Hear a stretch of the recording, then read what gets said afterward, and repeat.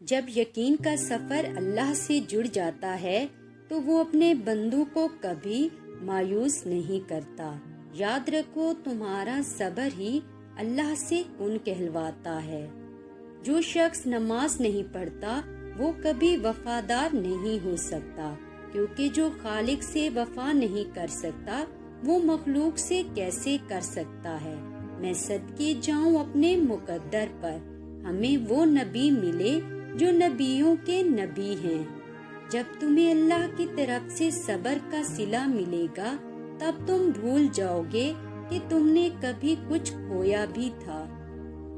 تنہائی میں گناہ کرنے سے بچو، کیونکہ اس گناہ کا گواہ اللہ پاک خود ہوتا ہے۔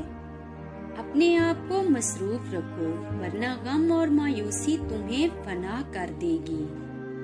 پریشان ہو، یقیناً تم نے نماز اور قرآن چھوڑ رکھا ہے۔ سورۃ یاسین تمام خواہشات کو پورا کرتی ہے۔ وقت جب فیصلہ کرتا ہے تو گواہوں کی ضرورت نہیں پڑتی۔ تم وہ مانگتے ہو جو تمہیں اچھا لگتا ہے، پر اللہ وہ دیتا ہے جو تمہارے لیے اچھا ہوتا ہے۔